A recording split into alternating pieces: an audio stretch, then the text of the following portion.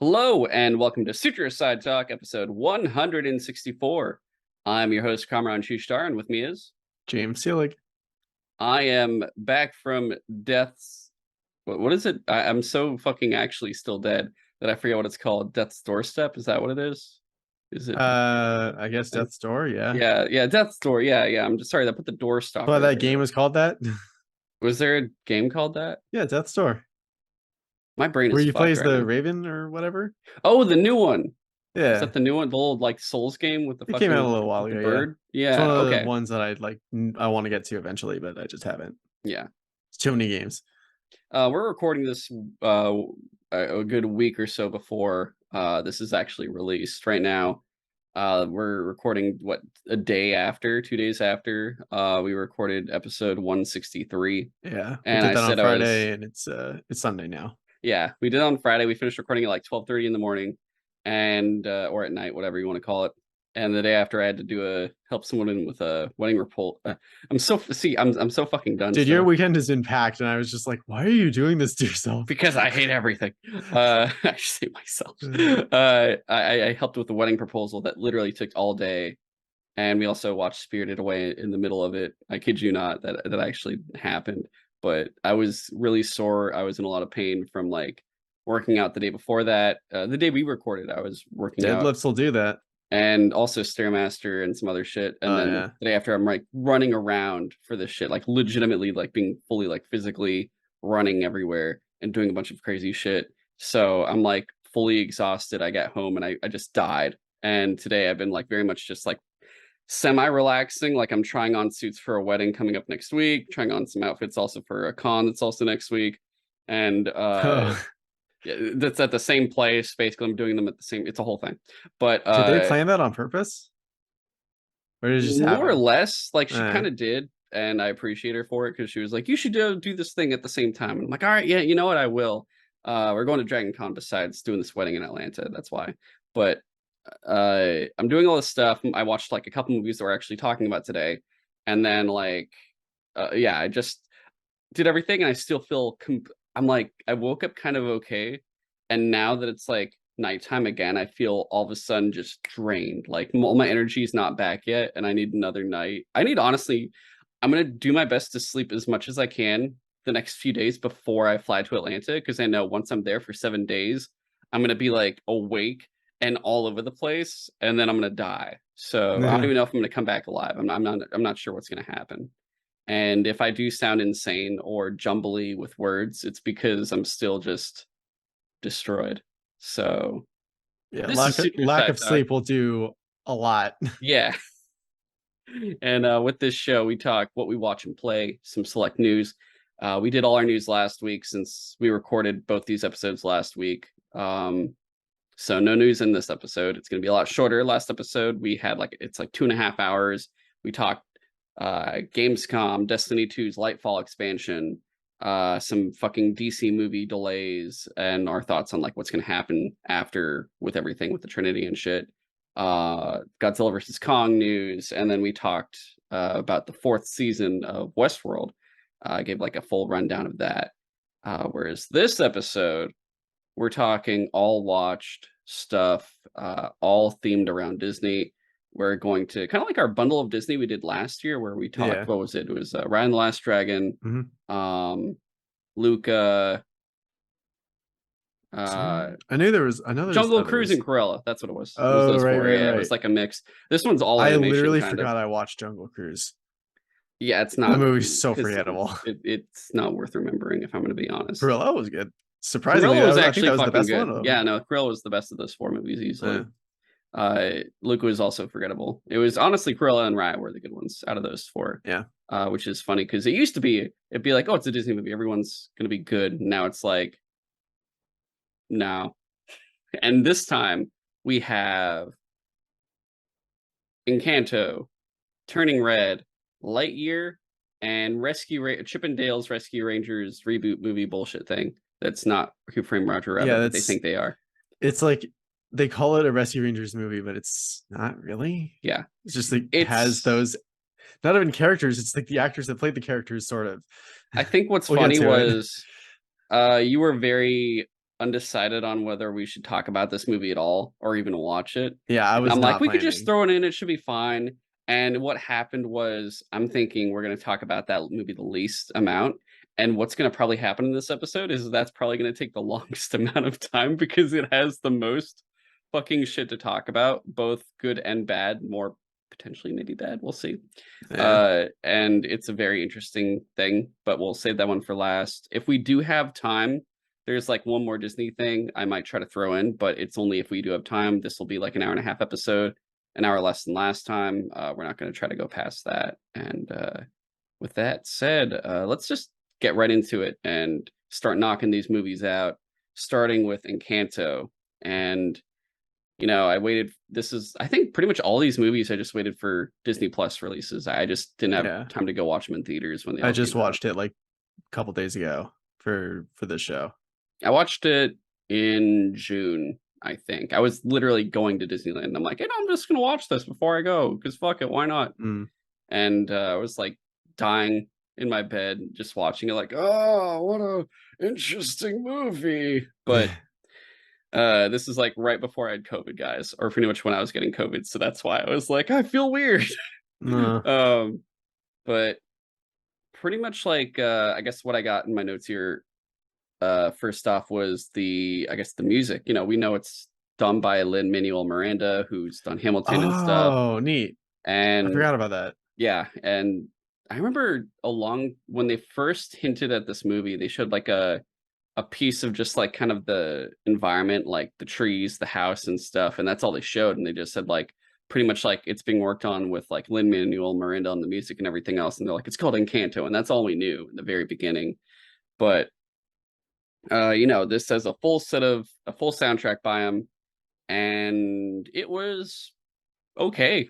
It wasn't like Yeah. phenomenal music or anything like that, at least that I felt. I don't know. How'd you feel about the music, I thought it really? was fine. I think the song I liked the most was probably like there were so many characters and I'm terrible with names, so I forget most of them. But like the strong sister, like Mm, I liked her song where she's all just like, I'm super strong, but inside I'm incredibly fragile and terrified all the time of failing. And I was just like, I can relate. I can absolutely relate to that. yeah, this song was like, I think I enjoyed it for 20 seconds, and then for some reason I got tired of it.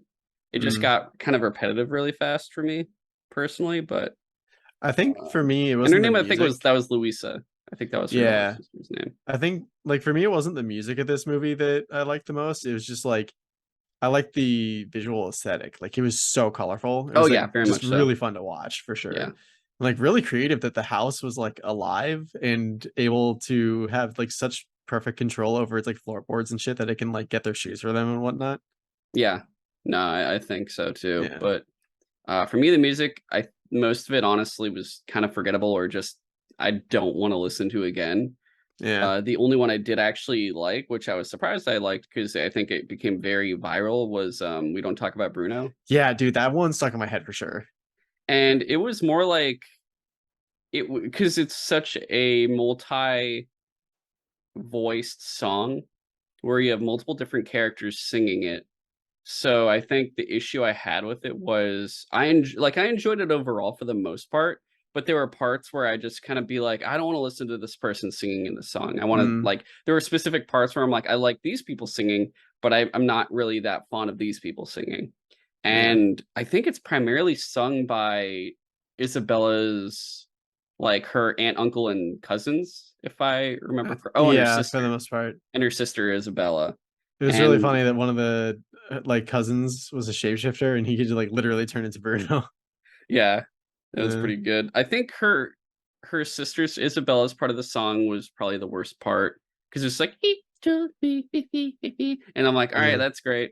Uh, the aunt and uncle were okay. The two I actually liked the most in the song was actually the cousins, where it was what was their names again? Was it Camilo and Dolores? I want to say Camilo was the shapeshifter one because his was like Yeah. very like 6 foot tall, and it was like, oh, that was Yeah. good. That was like I think the better part of the song, and then hers was like she's like, I think I just like Dolores as a character because hers was like the very like quiet of like whispering, and she's like, Oh, the Like, one with super hearing. yeah, and the way she like sang in the song was actually really enjoyable.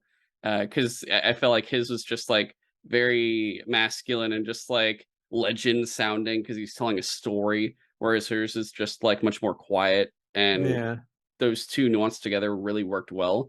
Whereas everything else, I'm just kind of like, okay, okay, angry weather and dude that doesn't have powers, but I liked when his son imitates him, where yeah, like I don't talk like this or some shit. But honestly, those two characters were probably my favorites in general anyway because they were really fun. But I don't really have anything else on the music. Like I said, well, I guess really fast just with Disney music in general because the other three movies don't really. Pixar's not a musical type of movie. Like they don't make musical movies like Disney animation does. no. But aside from this, like I don't remember any music of interest in Raya, which was I think the last Disney animated feature. But when was the last time you felt like there was like Disney animation music that really got you? Literally like Frozen. Like one or two? Because two, I will say two. Probably the first one. Ironically enough, I think two had a better specific Really, song. because like I Into watched. the Unknown when they also do the cover by Radiohead. Oh, Oh no, okay. not Radiohead. Sorry, Panic at the Disco. I'm so fucking yeah. The Panic at the Disco, Into the Unknown cover is actually really good. I thought that was like the last good one. All But yeah, right. Let It Go, Into the Unknown.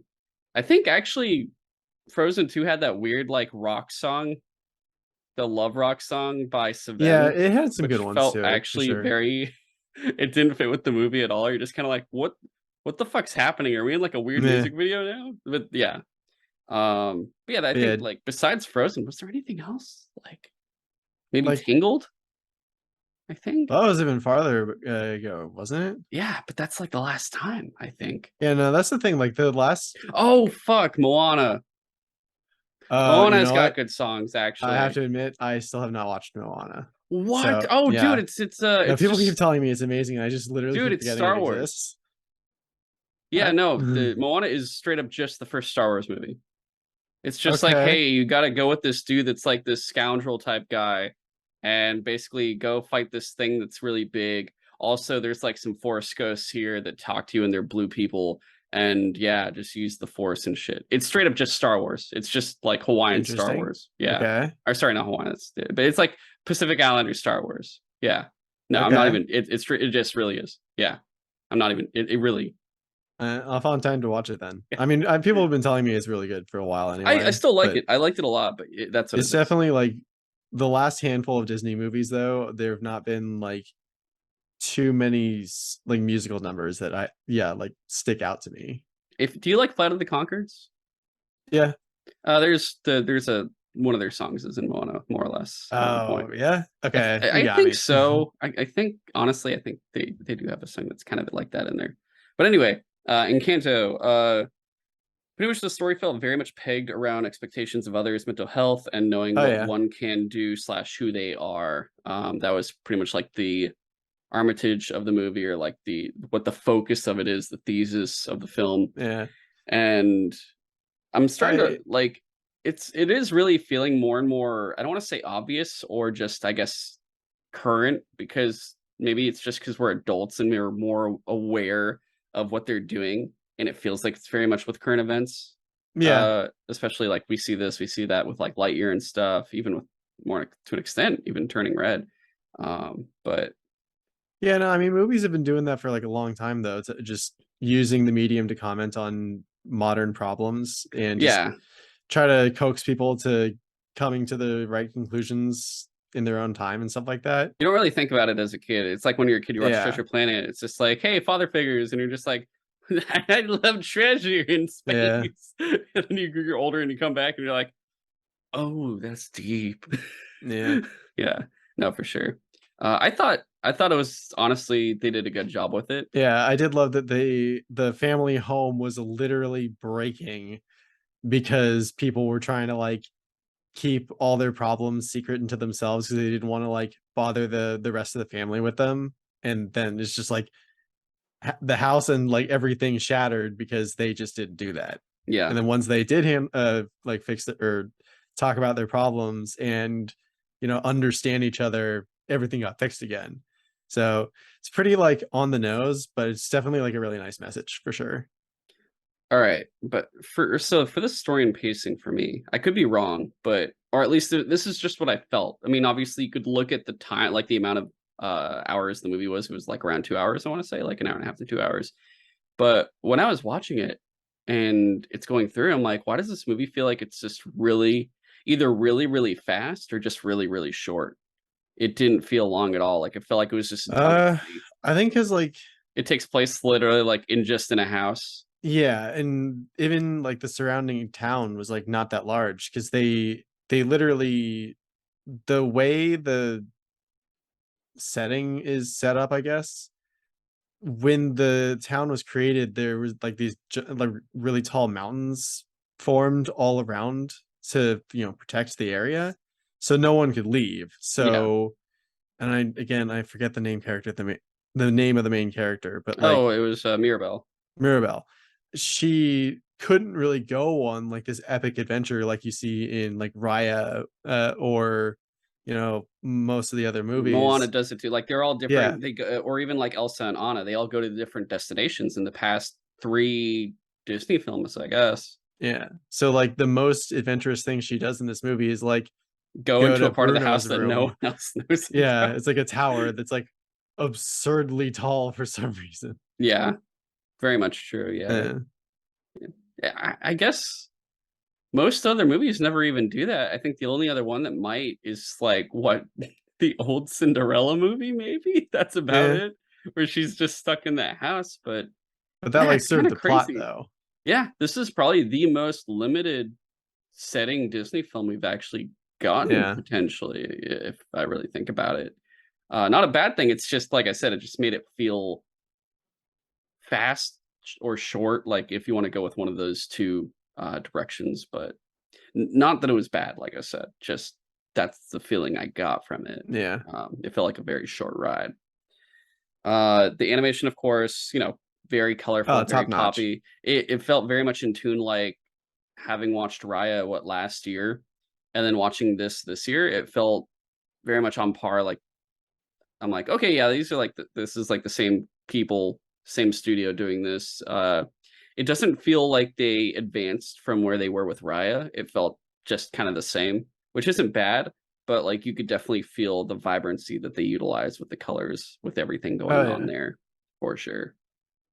Um, so the characters were enjoyable for sure. Like I think each one had their purpose more or less, and Mirabelle was a good character you feel sorry for as her past like entails the hardships her grandma bestows upon her, kind of Yeah. like that traditionalist, and especially like certain families, certain ethnic families too, you do get this feeling.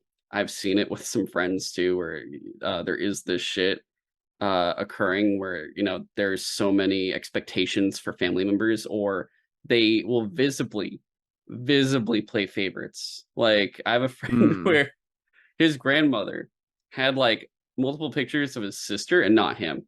Like you could tell who the favorite Damn. was. Yeah, it's like these things occurred, and this was very much so with this. And it is honestly, it is like a cultural thing. It's very selective, but with Mirabelle, you do feel bad for her. You're just like, damn, this girl's not special. She doesn't have anything going on with her compared to like the others, or she's not exceptional.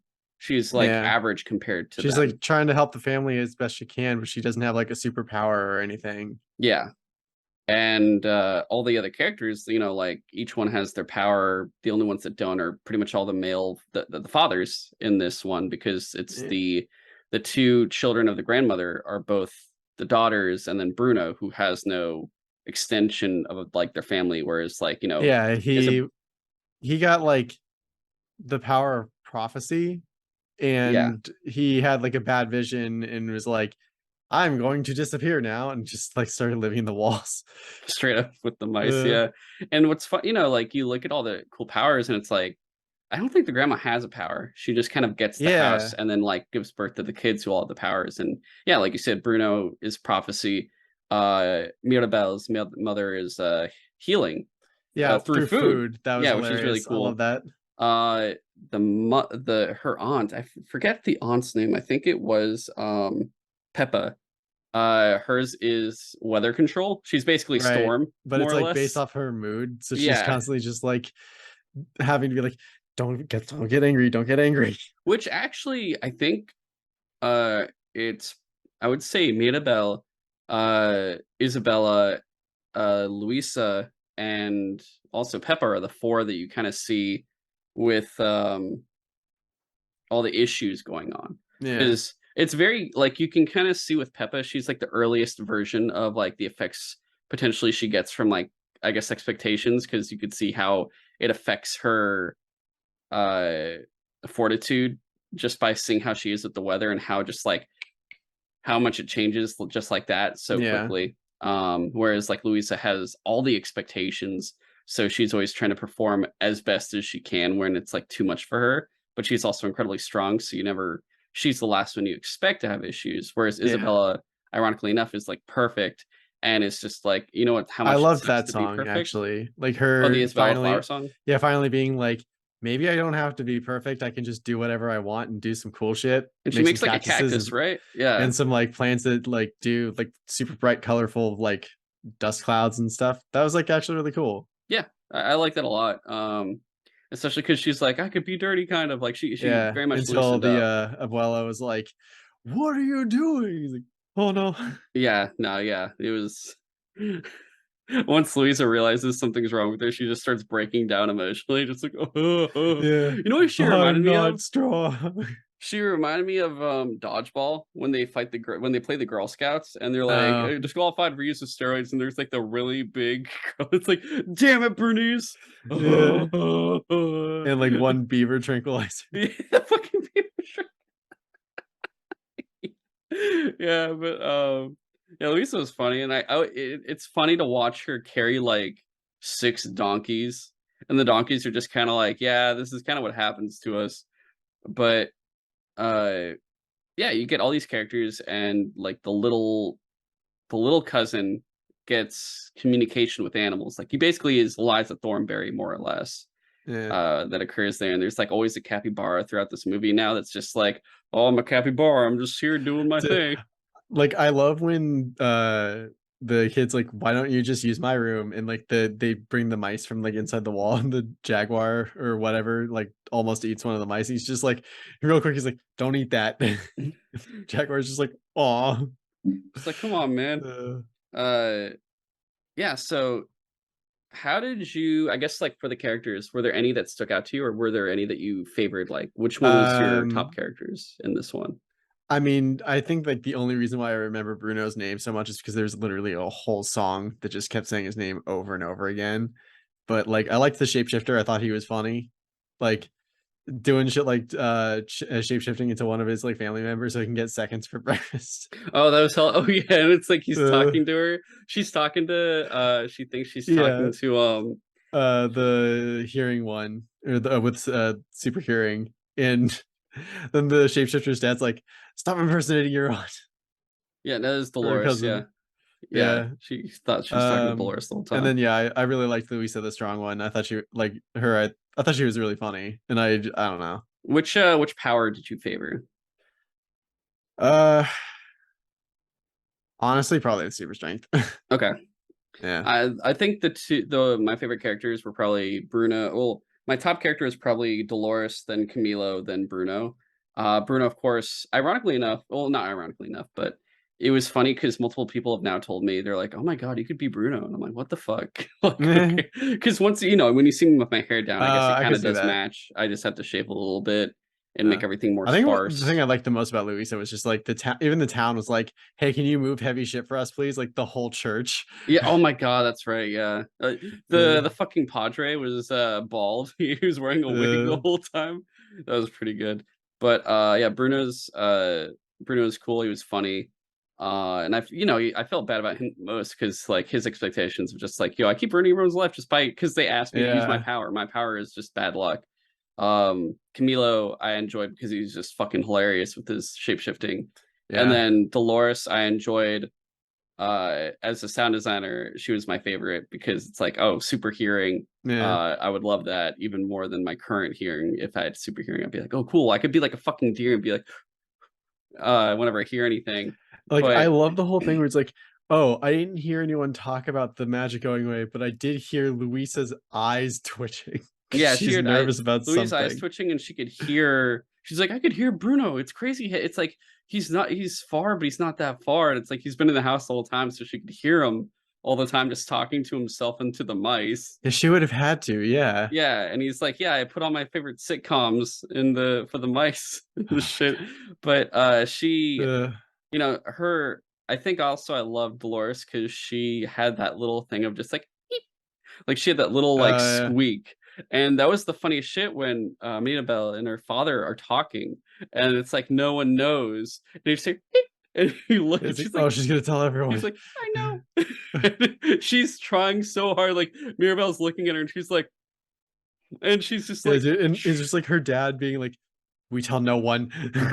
And me and she finally tells her brother, and he, like, coughs and, like, shapeshifts into, like, 3 different people because he's so, like, taken aback by it. Those were I think those were, like, the best parts of the movie was it was, like, Yeah. with that stuff, Yeah, dude, yeah, that shapeshifter was, like, fucking hilarious. yeah, but those 2 for sure are my favorite characters. Aside from that, honestly, I thought it was funny looking at the voice cast for this. Uh, you know who is Bruno? No, who? John Leguizamo, fucking Luigi, dude. What? Yeah, Oh my god. and, I can totally hear that now. dude, it was I cracked up, yeah, when you find out because it's like the last thing he was in that I noticed he was in John Wick because he's like the car mechanic and remember he Oh like shit, beats you're up. right. Yeah, he's in it. Stephanie Beatrice is Mirabel. That's Rosa in or Diaz in Oh, Brooklyn from Brooklyn Nine-Nine. Nine-Nine. Yeah, Oh, interesting. so I was cracking up with that. The Wow. other big ones in this were well, I think those are like the two oh, Isabella is Diane Guerrero, who's in, Orange Is the New Black. She's also in, Doom Patrol and stuff like that. She's, Huh. yeah, who Crazy Jane in Doom Patrol. Oh, yeah. Yeah, yeah, yeah. Okay. So she's in those. So I'm like, I'm looking at all these crazy, they're like those 3 specifically really like were the big cast there that I was cracking up. Uh, this I didn't know about. Alan Tudyk played a toucan. Really? Yep. So there's the one white guy in this in the Weird. casting here. I don't remember the toucan ever actually speaking. I don't remember a toucan. Well, there I was focused on the fucking rats, the capybara, and the jaguar. I was well, the not paying toucan was, attention like, to the a first thing toucan. that showed up. The kid was like, "Oh my god, I can understand you." Oh, that's why. Okay. I didn't remember that part But it specifically. didn't speak English, it just was, like, clicking its beak, and dude's just like, "Oh, cool, yeah. Yeah. Sure, you can invite all the rest of your friends," and then, like, all the other animals showed up. Otherwise, this movie's cool. It wasn't like I don't think it's an exceptional Disney No, animated film, but it's like it's worth there. a watch, it's Yeah, I'd entertaining, say it's just so. not, like, worth maybe a rewatch, I know not for a kids while. I know, kids love it. It's Oh, for easily sure. like most Disney movies at any time will probably be amazing to a kid because that's their generation's Yeah. big thing, even though Pocahontas and all those other ones are much better. But that's just me. But yeah, that was Encanto. Next up, Turning Red. So this movie I was expecting to be kind of whatever. I wasn't thinking it was gonna be that good. It's just a giant red panda. Dude, they I'm had me like at Giant Red Panda, though. I know, but, like, I'm thinking, like, we just what this is the first this is, like, the last non-theatrical pandemic era Pixar movie. Remember, we got Yeah. let's look at the timeline here. We have Onward, we have Soul, we have Luca, we Oh my god, have yeah, Onward was, like, right at the beginning of yeah, the pandemic. Onward, Soul alright, Onward, Soul, Luca. Was it Turning Red next and then Lightyear? Was it these 5? Is Yeah. there any other one I'm missing? I don't think so, right? That was all of them? Was Raya not one of them? That was Disney Animation. These are just Pixar. Oh, just Pixar. Yeah, just Pixar. Then, I think that's maybe all of that's it. it? Yeah. So, you know, I'm not gonna lie, majority of these movies weren't that exceptional. Like, Soul, the biggest thing was just like the lighting they did in the movie. Onward was fine. There was nothing really special about it. They were just kind of like, hey, check out the monsters and stuff. I thought the horse Yeah, with the it was long hair was funny. funny. Uh, Luca was probably the least interesting of them, all of them. And we'll talk about Lightyear in a bit, but Turning Red, I'm gonna be honest, out of these five, I was not the one I least suspected was probably the best of these five movies. I Yeah. really enjoyed Turning Red. I cracked up about Turning Red. Turning Red was more mature than I expected because Oh it was yeah. more real than I ever expected it to be. And compared to my Encanto notes, I got a lot more notes for Turning Red. So like, Dude, all the characters are so funny. Like I loved her like super hyper friend.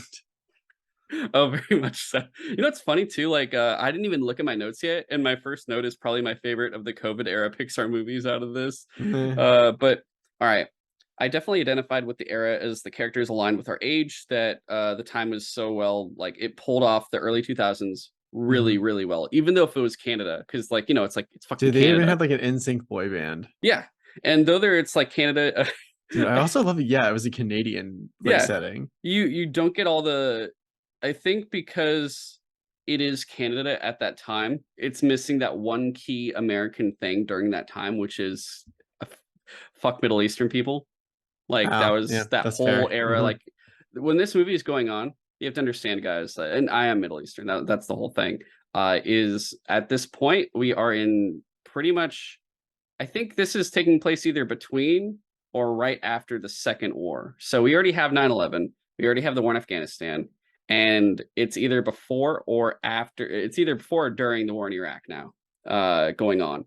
And as someone Middle Eastern, I remember hearing all this shit when I'm little, like everyone just like even friends' parents being like, yo, they should just nuke Iraq. And I'm like, what the fuck, Yeah, dude? Like like I have what? family like right next to there. Let's not do that. And it was just a very, as a kid, I got to not deal with a lot of it, but when you hear about a lot more, there's like attacks on Middle Eastern people, a lot of Middle Eastern businesses closing and all this other shit. But that's just that era for stuff. This is Canada, so you don't get any of that shit. Instead, it's very much like, oh, here's Tamagotchis, here's Yeah. boy bands like NSYNC, here's there's no phones yet at this point. It's very much just like this different era. And it's this era we know so well because pretty much these girls are on par with our age at that time growing up.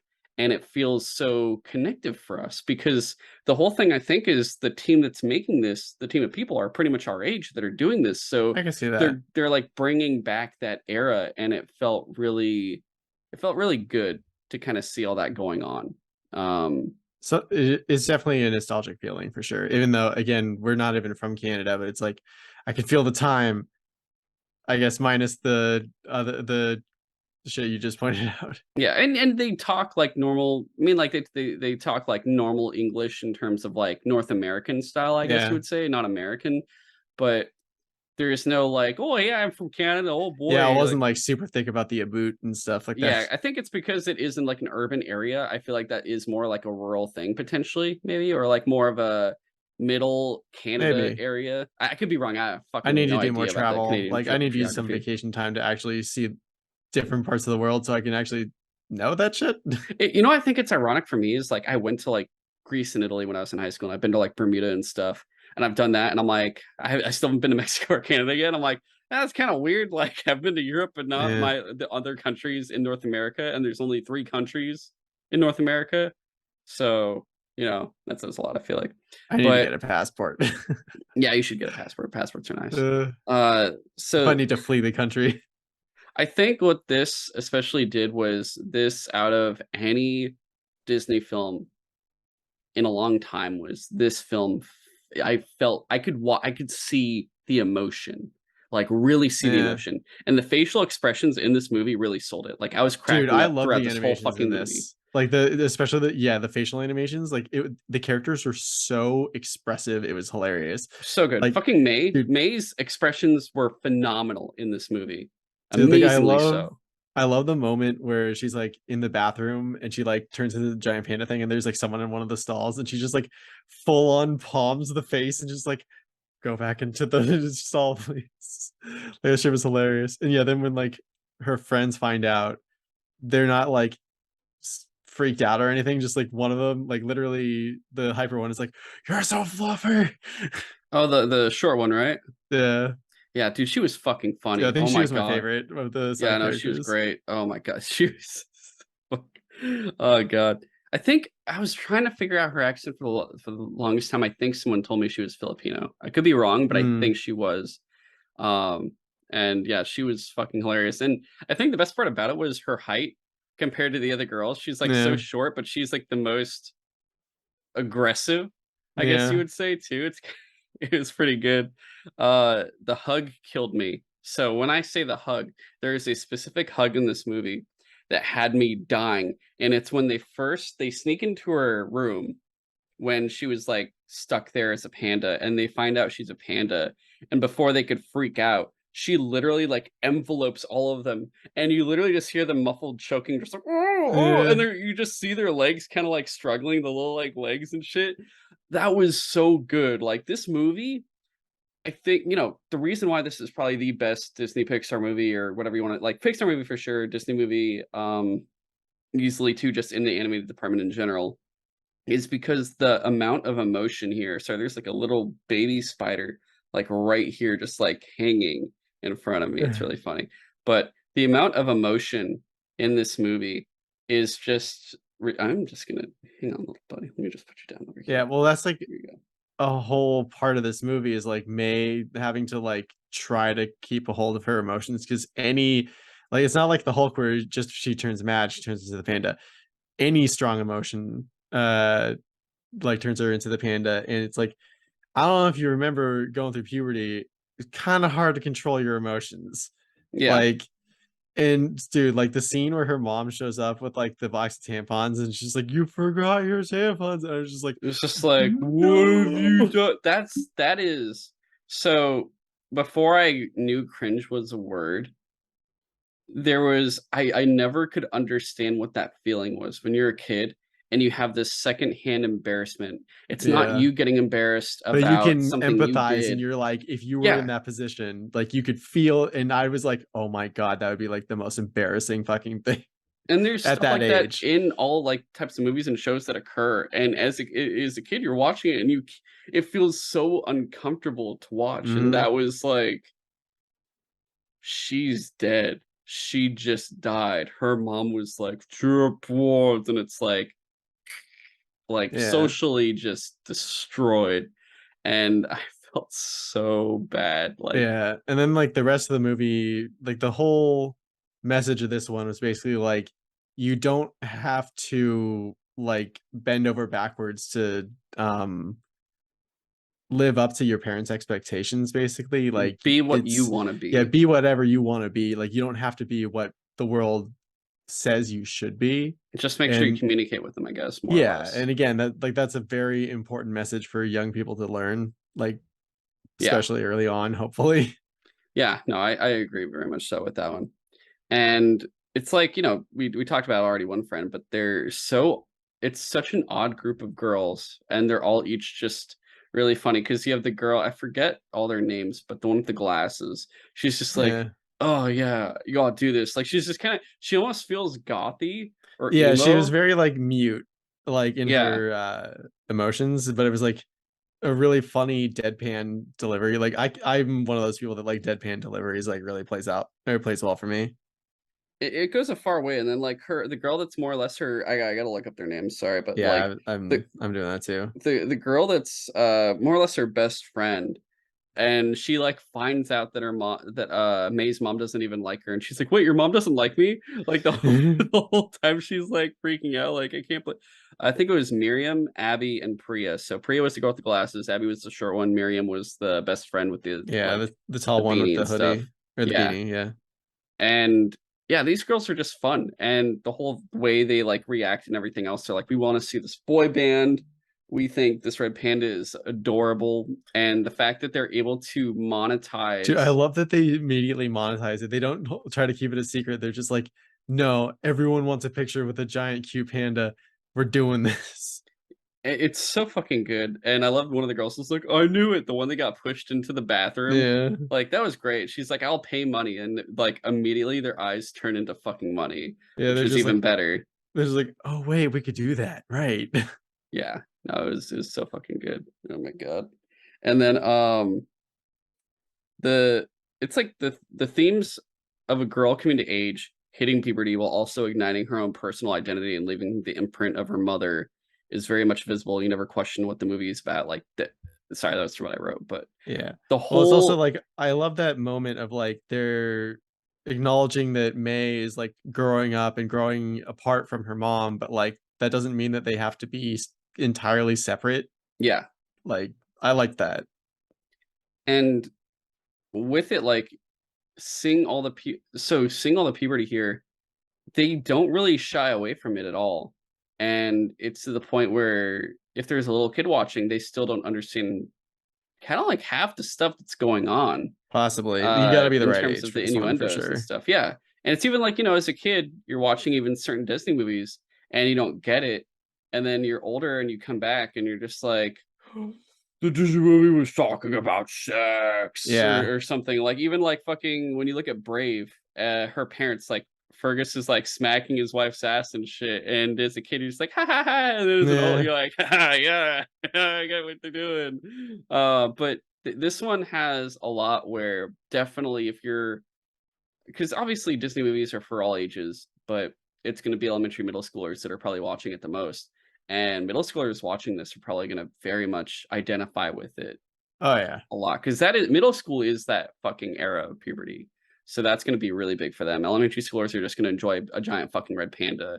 And then high It's gonna be one schoolers of are going those to be things where like, oh, I they're just just went through like, this. this is exactly what I'm going through right now. I get it. Yeah. Even high schoolers will either be I'm still going through this or I just went through this. Yeah. And they're definitely going to identify with it. So it's a thing that had occurred so now everyone that's kind of gone through it will can still identify with it even if they are an adult.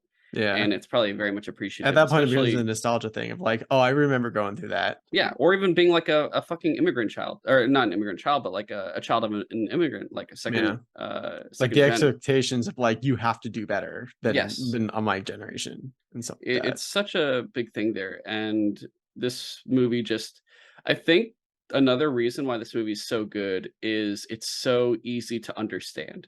It is so easy to Mm-hmm. follow. They don't have to spell it out for you. It's so, I think, visually aware, so you don't even Yeah. have to even it's a great Because like that's a movie. thing when we get to Lightyear that I'm gonna complain about that like that one felt like they had to like spell out the message for you, Yeah. but definitely for Turning Red, it's just like you get it.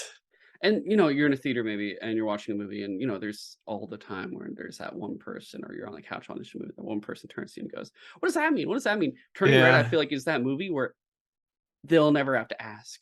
No one will ever have to ask. It's I think it's everyone because understands it. the subject is so relatable that like Yes. everyone is either like again, unless you're too young to have started going through puberty, like you're either gonna be like, this is exactly what I'm going through right now. I feel better knowing that I'm not alone in this like phase of life, or you're older and you're like, I remember going through that.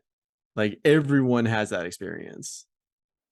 And then the other big thing that made this really a movie this movie that stood out to me and also just really further reinforced its quality was how mature it was, like, Hmm. really fucking mature, like, say it's honestly things that older animated films used to do a lot, but they were more allowed. Like, there's movies that are PG that are, like, live action, like Spaceballs. Spaceballs is PG, and they said, "Fucking it," and you don't Yeah. question it for 1 second, and this kinda brings that era back where there's words you don't really feel like they say in a lot of kids' shows and movies where they feel very much just like that doesn't follow, like, our company's message to kids or, you know, like, we're very much like, the worst we're gonna say is doo-doo head, like, they don't wanna say anything wrong, whereas this one says crap and sexy, and it goes along with maturity Mm. of, like, modern day animated films that never do this anymore, and the language in this that they say a lot of things that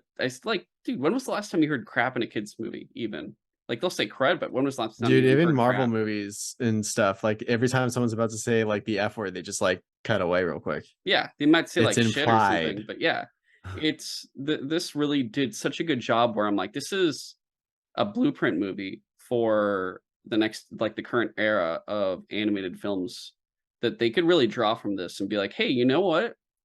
Do you remember all these shows and movies we used to show kids that kinda showed us when we were kids? where it was somewhat mature. It wasn't like stupid turn your brain off stupidity like fucking Teen Titans Yeah. Go or something. And it's like, oh, the kids actually pay attention to it. Like they actually are learning from it, and it is something like they could really cope with and whatnot. Like look at the Justice League animated series fucking plot. It's like this whole connected thing where it's actually really fucking political and shit. And as a kid, you're just so intrigued by it. But now they don't do that anymore. Uh, Turning Red treats kids like they're smart. It treats them like Mhm. they can understand something, and if they don't, they can come back when they're older and understand it and be like, "Oh my god, I get it. This is really smart." It Yeah. reminds you that people are smart even when they're little, and that it's a movie that respects the viewers. I think that's what I'm trying to say too. Yeah. Um, but yeah, it's surprisingly great. This movie is surprisingly great how much great shit they've done with it. Yeah. I think you're right that, like, out of these 4 movies we're gonna talk about, it's probably the one I enjoyed the most. I think also it's probably I think it's better than any animated film from, like, the Disney area since, like, the other ones I think I have enjoyed a lot, but, like, at least, like, original things, like, maybe in terms of originality, I think Coco is the only other one, and maybe, Yeah. I think that Oh, yeah, no, Coco was, had, like, some great songs. but even everything else, like, even, like, Frozen 2, Moana, like I said, Moana's cool, but and it's got great songs, but it's just Star Wars. Like, Yeah. Frozen, Moana, Tangled, like, all these movies are fine, but this one, in terms of its messaging, this is probably the best movie in the last decade of Disney animated films. I'm gonna go ahead and say it. Like, I think it's that good. But Right. yeah, that's just me. Other aspects, it's great the way the mother reacts through everything, how crazy she is, just like the fucking dude Turns that into, just like, works at this kaiju bear. It's like, kaiju You bear. didn't tell me her panda was that big." She fights off the, like, dude that just works at the school, like, "Hey, you can't be here," and she's just like, Uh, "Get away from me." You're just like, "What the uh, fuck is happening?" The her May's, like, extended family, like, with her grandma and her aunts and stuff, how funny that was, and when they all turned into pandas and stuff, that was great. yeah. But yeah, no, it was just a good time, and I'm glad that no one attempted to poach a giant red panda girl and, take that, Yeah. in this modern world, I'd be like, "Oh no, the Coca-Cola company's kidnapped you. Look Yeah, out." definitely at least one person would get that idea. Yeah. So maybe that was the only unrealistic part. Yeah. Was how society would really react. But, great movie. I had a great time with it. I was Yeah. very happy with it. Next up, oh boy, Lightyear, which, when they first announced this, I was very just like, "Do we need this though? Like, Yeah, is from the this get-go, I was necessary?" like, "That's a weird idea. Interesting, but weird." I think what made me feel extra strange about it was, after Toy Story 4, they're like, "This is our last Toy Story movie, we're done." And also, like, Incredibles 2, they're like, "We're not doing any more sequel movies because I guess we had Toy Story 4, Cars 3, Incredibles 2, like, there was a lot of sequels going on recently for Pixar, and everyone was kinda, I guess, getting annoyed with it. They wanted more original content, even though a lot of the original content that came out recently hasn't been up to par with, like, previous entries, besides Yeah. Turning Red. But, Lightyear, you get that feeling of, like, is this like that loophole where they're like, "We're done with Toy Story, but here's the movie within the movie. This is what Andy Yeah, I watched mean, that made him love Buzz Lightyear." yeah, and that's, like, where it's interesting, where it's it's not the character, like, the toy character Buzz Lightyear that we know. It is like you said, the movie that toy was based on. Yeah, So, it's very but meta. it's also strange because, like, well, I guess the toy would have gotten these things from from the movie, but, like, there were, like, I did appreciate a bunch of the references to, like, All the lines lines that and the shit, toy yeah. actually said. Intelligent life and, like, "You're Yeah, mocking me, aren't you?" And all this other yeah. shit. Ground is surprisingly, bouncy or whatever shit. Yeah. You do at lea yeah, you do it's like all Toy Story 1 references, specifically from that when he is still in quote unquote, I guess, like, movie mode before he becomes "I'm a toy" mode, Or Yeah. not I'm a toy mode, Mrs. Nesbit mode, and then I'm a toy mode. I still prefer Mrs. Nesbit mode. Oh Where god, I forgot hello, about that. I'm Mrs. Nesbit. And she's got the fucking apron and stickers and He like shit. lost his mind. It's fucking insane. Oh my god. I I guess it's crazy still to look back at Toy Story and look at the animation and how far they've come. Oh, Like, for sure. or just the when you look at the different versions of Andy through all the different movies, I think that's the biggest thing is look at Andy. And that tells you everything you need to Dude, know. Toy Story 1 used to be my metric way back in the day of like when video games get better than this, like you can't get any better in video games. Yeah. And it was like we passed that like way back in like the PS3 era. I was just like, whoa, this looks like a Pixar movie for sure.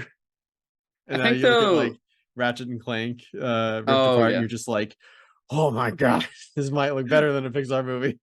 dude, Ratchet and Clank is. You talking about Rift Apart? Yeah, Yeah, no, that was phenomenally, amazingly great looking. Holy shit! I wish I had a 4K TV for that game. It would have been even better. dude, it's amazing. Even with that one, it looked really good. But yeah, honestly, I wish instead of Lightyear they did Crazy Al's Chicken, the movie. Remember the Huh? dude that's the dude that had the toy store in two that's kidnapped the guy that kidnapped Woody. He dressed up as a chicken. Oh Yeah, I yeah, wish there was a movie about that. I just want a chicken man. That's it. weird. I want it Okay. to be stupid. I want it to be really stupid. And just it's like I'm a chicken. Oh boy. But then it gets really depressing and you're like, this is a guy that like dresses up as a chicken and he collects toys and he lives by himself and he's alone and he's old and it's like, oh no, this is He's really a depressing. It's a he's a dark film. collector, so sue Yeah. him. It's a very dark, depressing film about American commercialism and how Yeah. it takes over your life and makes you lose all those you love. But anyway, Lightyear. It's okay. It's not really Yeah. special at all. It was kind of whatever, to be Because there honest. again, it was like, oh, what was the first one we talked about? Encanto? Encanto, where it's like it's entertaining while I was watching it, but I don't know if I'll ever get the urge to watch it again I necessarily. don't think I would personally. I will say the biggest plus of this movie, the biggest plus of this movie was its tech.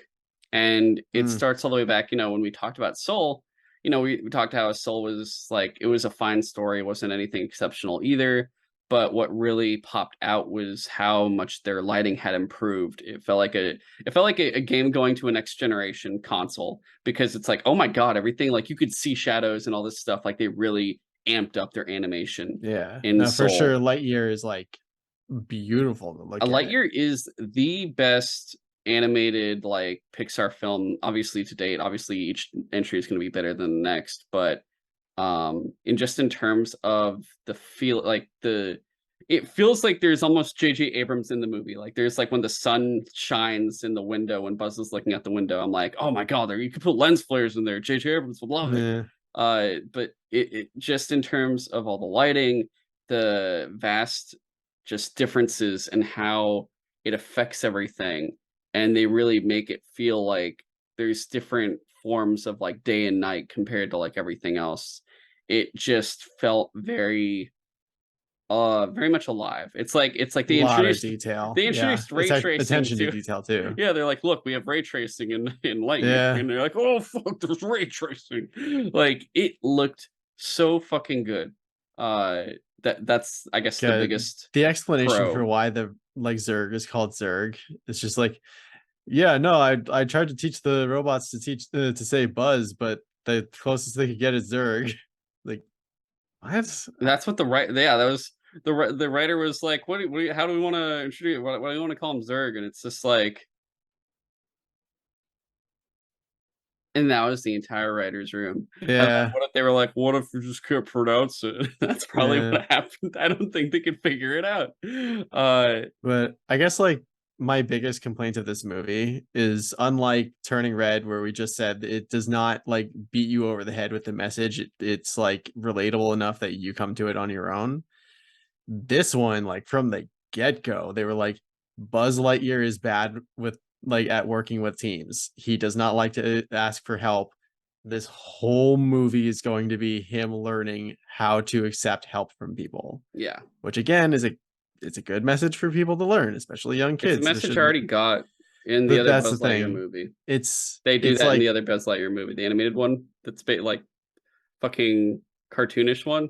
Yeah. has the same exact But message. yeah, so it's like they not only is it a message that most people learn super early on in life anyway, it's just like it's so like hammered into you. So it's like so ham-handed, I guess, Yeah, that it just is like instead of but it me doesn't going have ham like, from Toy Story. yeah. It's just ham-handed. I just want to clarify that, So guys. instead of it being like, oh, and that's a cool message, it's me going like, okay, I get it. Like you said this in like the first scene, or you don't need to have this reiterated like 5 times within the next hour and a half. Yeah. Uh, I think aside from that, like it just yeah, it just felt really kind of forced with a lot of stuff that was going on. Uh, it didn't really. It feels funny because like you look at the animation for Lightyear and then you look back at like Onward, which was just right before that. It's right when the pandemic started. It does feel vastly different. You're like, oh my god, these are like from the same people, Yeah, which but is it's one also thing. different like styles, sort of. That is true. But at the same time, I think I had more laughs and enjoyment in Onward, ironically enough, when that movie Yeah. was still kind of bland to me. Whereas Lightyear felt just Yeah. like they were really just focusing on the Most name Lightyear. Like, most of my yeah, for sure. Most of my laughs came from like the cat bot thing. It's oh like yeah, it shoots socks. yeah, it shoots the tranquilizer at the guard. It's just like, wait a minute, was that for me if I like didn't calm If I came down out or of whatever? line, Yeah, he's it's just like you like, have five. I bought you yeah, five he's like, minutes. I bought you 5 minutes. That was pretty good. That was pretty good. Just like every time he's processing in his head just turns around, he's like meow meow meow meow meow meow meow. Like that, it's funny, but it's like that that's like a It's a small handful of distraction. yeah, it's like a handful of chuckles throughout like a hour and a half movie. I did also kind of like the robot that they left behind that was like constantly trying to explain how to like get to a place, but it was just taking too long. Yeah. And it's hard to really, I guess, enjoy a lot of the Man, there were like scenes. 3 credit scenes. There were 3 fucking credit scenes. But it was hard to enjoy parts of the movie just because of how in your face they are with the premise. Because it Mm-hmm. is really, I don't trust people. Oh, okay, I think I might trust people, but something bad happens. I don't trust people. Oh, okay, I think I might trust Yeah. people a little bit. Something bad happens Even again. I don't trust. It's that it like literally keeps going on that rotation yeah. Even at least 3 Zurg, times each. like even Zurg, his whole thing is like he's not actually Buzz's father, which is funny. Yeah, that was It's like like the Toy it's Story 2 reference. yeah, it's like an even more future, like older Buzz who like never learned to like handle or like to own up to his problems and like accept help and stuff. And so he just like went far enough in the future that he found a machine that could go through time. And he's like, oh, perfect. I could just go back before I made my mistakes and fix everything. Yeah. And, you know, the whole thing, I will say, like, the strengths of this movie was, like, the whole consequences of space travel here, because each time Yeah. Buzz came back, you know, he saw, Hawthorne's life progress and Because his didn't for him, it was like a few minutes space travel, but for everyone else, he was gone for like years. years. To the point where, like, was it Diaz, I think? The mechanic guy was, like, old and he was, like, helping him down the stairs, like, he couldn't even help him Yeah. anymore, and he pretty much the dude died. They all died, everyone Dude, that Buzz knew was dead. that was so sad when he finally came back and his like friend who was like the leader of the whole expedition was like gone. And it's just like, oh God, it finally happened. That's so sad. He Yeah. didn't get to say goodbye or anything. And you even see, like, you know, she's like, "Oh, we had a kid," Yeah. and then it's a son, and you come back again, the son's graduating, oh, the son has a Yeah. kid, and it's just That like was a actually a really neat way to show like how much time was yeah, passing. that was like I said, that was one of the strengths of the movie was that whole sequence of going through over and over and over. That was honestly probably the best part of the movie, And was it that also portion. shows like how much Buzz like holds himself like responsible for stranding everyone there because he's like basically sacrificing himself and like keeping himself away from all his friends and stuff because he's like, I need to fix this. This is my fault. Yeah, and you know, by the time you're doing all this stuff, and then once that appreciation doesn't come in, and you're kind of looked at as an outlier, and at the end of it, like you've become just jaded and angry and just depressed. And we see Yeah. that with older Buzz, where he's like, I did everything you did too. And when I finally came back and that guy that replaced her was there, and he's like, we're going to arrest you. And he's like, after everything I've done, this is what I get. And, Yeah. you know, that, and after that, he's just alone with robots that entire time, besides his version of Socks. But that was incredibly depressing. Oh yeah. And the whole thing was there was no redemption for him either. It was just like this Buzz can learn, but that one's just fucked. And it was just like, dude, that's horrible. Like that, it's not even like an evil villain. That's just a tragic person. That's just like a victim of their own devices, more or less. But yeah, they got ultra depression in that part. I was just like, Yeah. oh, okay. Definitely got a little bit heavy with like Zurg's backstory for sure. Yeah, and even those fucking Zerg's name, it's just like, okay, Yeah, that fine. was definitely the dumbest part of the movie for Yeah, me. and I felt it was even weirder when Buzz is just like, so long, Zerg, and you're just like, oh, that's kind of fucked up, but Yeah. okay. Um, I do love how hyped the one scene where he uses his like jetpack wing thing. And it's like not oh even yeah, the final suit, really. It's just like the an proto wing thing. Yeah. emergency like ejection thing that helps him out. Yeah. Yeah. Also, the fucking dude's just voiced by Taika Waititi. I was like, oh That's so okay. funny. I was like, all right, that's happening. But and then fucking that Chris Evans is Buzz, and they're like, I love their explanation why it's not Tim Allen. They're like, oh, because theatrical Buzz is Chris Evans, whereas toy Buzz is Tim Allen. I'm like, Yeah. that's I fine. I was don't like, really okay, care. weird. But if it was Toy Story 4 and they did that, I'd be angry. But this is I was just like, all Yeah. right, yeah, it's fine, whatever. Yeah, and like you said, those end credit sequences was like the robot that no one gave a fuck about, laser Yeah. shield, and then the The final one was like Zurg Zerg's is still still out alive, there. hint It's like, sequel, and they're like, they're not actually done with sequels. I oh, guess okay. I don't know what that means. Is that what the fuck does that mean? Are Maybe you actually gonna they'll make a Lightyear 2 or no? you think they might do a Lightyear revival cartoon series? They could Uh I don't know. So I think this brings in the last thing I want to talk about, which is just that okay, for those that may not have known this, between Toy Story 2 and 3, they already did all this shit. mhm. They It did was all a this shit, cartoon. and it started off with Dude, the I was so into it. Buzz Lightyear of Star Command. It's a regular, it wasn't a like 2D traditional drawn Uh-huh. animated show. It started off with the movie, and it pretty much did some of the similar stuff. It wasn't like if this one honestly felt a lot more limited because they tried to make it realistic with like, oh, it's all humans and stuff, and it's a weird like ragtag group of people, and it's not original. This movie is not original. This already happened in the original movie where Yeah, it Buzz's just looks team is prettier made up now. of a new cadet rookie who's a princess from another planet, a guy who And the was a robot that janitor. gets fucked up. Yeah, a robot that at first Buzz is like, cool, he's a great partner, and he gets destroyed and rebuilt. When he's rebuilt, though, he's kind of fucked up in the head. Yeah. So he's He's got a just screw loose. yeah. So a wacky robot, a cadet princess, and then a guy who's a janitor who also just gets into a suit. Dude, his And species reminds me of the Krogan. I don't know oh, why. but yeah, I mean, honestly, the Krogan remind me of his species because he came before the Krogan. That's fair. Yeah.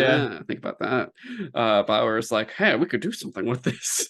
It's a good idea. Write that down. Yeah. Hey, what about the blue girl that can turn invisible? What if we give her tentacles and you could fuck her Yeah. telepathically? What if she could live 1,000 years and mate with anything? Just Bioware people just watching Buzz Lightyear Star Command to get their ideas. That would actually be really fun. Actually, isn't Shepard basically a space cop, more or less, at Yeah. certain points? So kind of maybe actually Bioware did go Dude, just that would be watch Buzz hilarious. Lightyear Star Command. Now I'm really thinking about it. Anyway, so the point is like in that movie, he has a ragtag group that he ends up like, he literally is like, I work alone. I don't do this shit. And that though, his whole thing was I had a partner and he died and he's not going to be replaced by like these random people that I don't Yeah. really care about. I'll And never let anyone else get hurt again. yeah. And it's very much more like, it feels like a full on cartoon adventure. And it feels a lot more like this is something Andy would watch because it's a whole thing. The intro of that Mhm. show, when they It's did a the show, weekly cartoon. it's a weekly cartoon, and you actually see the Toy Story characters in Toy Story Mhm. run to go watch the show that Andy I also forgot about that. watches. And it is a thing that goes on through that whole thing. And it feels so much more in sync with that world, especially because it feels like a cartoon. Whereas the Pixar movie just feels like a more advanced version of Toy Story animation, so it Yeah. doesn't fit. It just feels like they're watching something more advanced than they are in terms of animation technology. Uh, and Oh my they god, do you're that whole right. That is premise. weird. Yeah, it's super fucking weird. And so, like, having this being replaced by something they think is just smarter, even though they're shoving the fucking premise down your throat, is poorly done. And I'm gonna be honest, like Turning Red, after I watched that, I'm like, I could watch that again in the future. I felt like Oh, absolutely. I came from this learning more and thinking about it. I finished watching Lightyear, and all I thought was, man, I really want to go watch the Buzz Lightyear Star Command movie and TV show Mhm. because I feel like I'm gonna have a better time with it. And I always feel like if a show or movie makes you want to go watch something from before that you think is just better, that should tell you something about the quality of that show or movie Like the compared CG to Lion King movie where you're just like, "Nah, this it's this just ain't it, like chief. it's as good, if not worse, than the previous one." Yeah, whereas Jungle Book movie did not make me want to go watch the animated one. I was like, this is actually good. This spun off on its own and did shit that the animated one did not do. And these things are possible where you can remake something in a fashion if it is advanced enough to do something better. But having it Lightyear, actually, holy shit, it is basically the live action remake of an animated classic, more or less, Oh, yeah, because it huh. went from 2D traditional drawn to like the Pixar 3D type, and you're just kind of like, oh, it's got Chris Evans, so it is pretty theatrical, huh? Dude, that would actually be hilarious if they ever did do a live action Lightyear movie. Because, like, yeah, what if Andy did just watch a live action movie? Yeah, and even think about that intro in the beginning when they show like this is the movie Andy watched. They made Yeah, it feel so fucking dramatic for a dude, I was kid. so confused because I was like, "Wait, I thought it was a series. Why are they doing this?" I don't know. And like, whereas, like I said, with the TV show, it felt so much more in that world because it was in that world. They're like, oh, we're excited Mhm. to go watch the fucking show because this is a kids thing and we're just having a fun time. And the show is pretty good. Like that whole era of Disney Channel cartoons was just fun They had some and good shit. enjoyable. And even if it was based off of a movie, you still had a good time. Even dude, fucking Tarzan, Aladdin, all those animated shows based off those movies were good. They were even if you changed like the voice actor for the main characters and stuff. Like Dude, as a I kid, had I full did not enjoyment of them. notice. Yeah, you don't notice and you're just having a fun time. Whereas this was just like I said, just like this is fine. Technically, like I said, on a technological standpoint, it's very good. On a story standpoint and entertainment standpoint, I am indifferent to feeling like it's kind of mediocre, if I'm gonna be really honest. Yeah. I wouldn't call it good or even that much close to okay even. Like, it was just kind of a letdown to me. Yeah, Um, it's weird because, like, when I first watched Lightyear, like, while I was watching it, I was like, "Oh, this is, like, a lot better than I thought it was gonna be." I thought this was gonna be, like, a completely boring movie other than the fact that the moral is, like, beaten into your he skull, like, but, yeah, the farther got away from it, I was just like, that movie was just kinda okay." I kinda forgot most of it. yeah. So, that's Lightyear. Anything Yeah. else before we move on to the 4th film? Nah, again, it's one of those things where it's like, it's worth a watch, but A watch, yeah, not that's about plural it. watches, yeah. So, Chip and Dale Rescue Rangers, this not not even close to spiritual successor to the animated Yeah. series, No, they pulled the and whole a Roger very Rabbit thing strange where, like, yeah. somehow the Rescue Rangers show is a thing within the movie where, like, the actor Chip and Dale are actors that played in that movie. So, like, that show existed, but within that world. Yeah. So, yeah, really weird. And so, like, alright, this movie, there's like I said, it's so weird that this is the one you could talk the most about, but, 'Cause there's so many references that I was just like, do "How we did wanna just hit Disney the do references this?" first? I Just, think like, so, to yeah. get that It's out of the definitely way? it's the biggest part of the movie, dude. Like, when they got to, like, Batman versus ET, I was like, how are they making DC references? Like, Disney does not own that shit. Like, So, in the I don't Sonic, have like, a Paramount doesn't Paramount produce Sonic movies? yeah, so before we, I guess, like, talk specifically about them, I just wanna, like I don't have a full list, but here's, like, a list of, like, what we see. We see, like, Tigra, Wonder Woman, Yeah. Transformers, Roger Rabbit, the Chipmunks. Fucking you know, we have other Disney characters, Flounder, Lumiere, whatnot. We have Peter Pan, we have, yeah, Batman versus ET, we Yeah, have specifically Cats, the like the Batman. fucking movie Cats we Yeah, recently got. specifically the Batman from the Snyder movies. Yeah, Shrek, South Park, Yeah, uh like Randy Marsh was in there. Like, multiple what? versions of Seth Rogen, like Monsters That versus was so Aliens, weird. and Yeah, like everything. It's so insane how many, like this is more, I felt like this they had a beat Mrs. out, Doubtfire reference. It's like Meryl Streep is Mr. Doubtfire. I feel like this beat out Ready Player One in terms of like having different Oh yeah, licenses, very much to the point they even had fucking Muppets, and like they had like I want to say it was either it was like claymation, right? I want the fucking I think police it was. captain. He was like Yeah, Gumby, right? More or yeah, he was less. basically Gumby. Like I think what it's even more surprising to me than like the the more recent Space Jam movie, because that movie really ended up feeling like WB going like, "Hey, check out all the things we own." It's as But described, even though I never watched it. It is a WB exec's wet dream. yeah, basically, Yeah, it's literally just like, oh, like see how many things we own. Like, isn't WB awesome for owning all these things? And but for Chippendale Rescue Rangers, I was just like, I thought this was a Disney movie. How are they making references to things they absolutely do not own? Like, so I guess I'm more interested in like how this movie was even made than the movie itself. yeah. The amount of rights they get to it's just insane. And I feel like, you know, for Disney, they probably had to pay who knows how much for each thing. But you know, you have to remember too, each thing they showed was there for legitimately 2 seconds, like each. Dude, there was like a They were there moment. very shortly. There was a moment where a character knelt down on like the Hollywood Star Walk of Fame, Chun and Li. the star they were next to was Chun Li, and I was like, how? What is going on with this It's not movie? surprising for that one too, though, when you look at Wreck-It Ralph, and because it's got Zangief in it, Yeah, that's fair. and Sonic also actually at that point, so I could see how they got Sonic and like Chun Li and some other characters and whatnot. The transform that was like, yeah, you have basically Yeah, WB, they had you an Optimus have Prime Paramount, leg.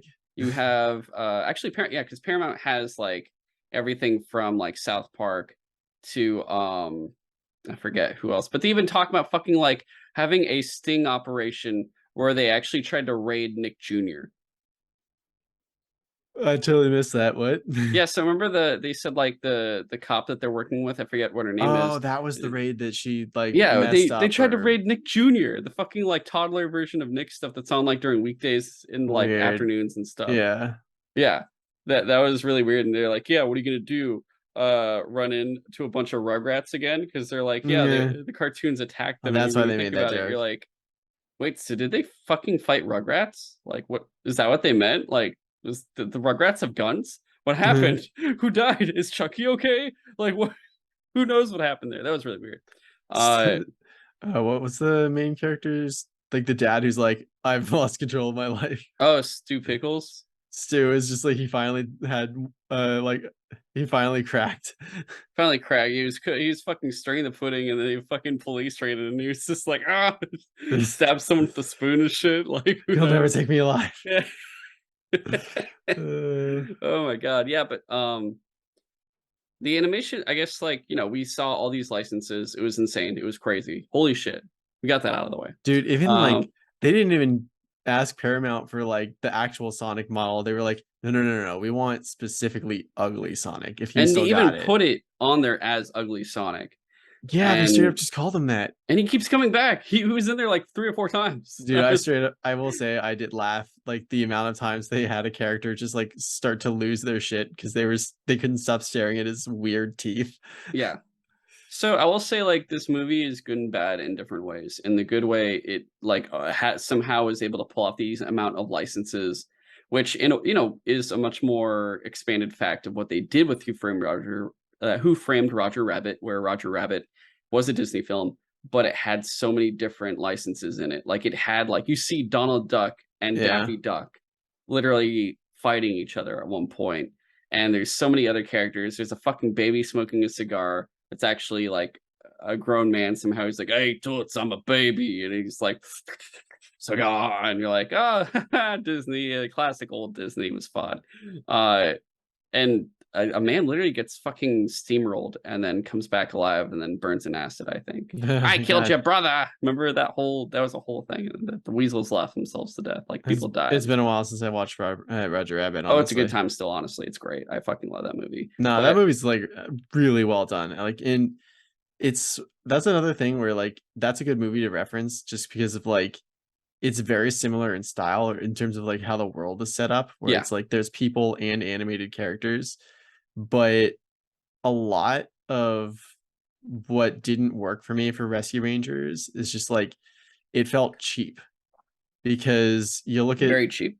you look at Who Framed Roger Rabbit, and that movie was done like decades ago, and they spent so much time and effort to rotoscope in these like 2D characters because they didn't have 2D traditionally drawn because they animated didn't have the characters. ability to do like fully 3D models and like do it on computers and shit. They had to do it by hand, and that shit took time and it was expensive, and it was really hard to make it look good, to Yeah, have it make it look like the real people were actually interacting with the cartoon characters.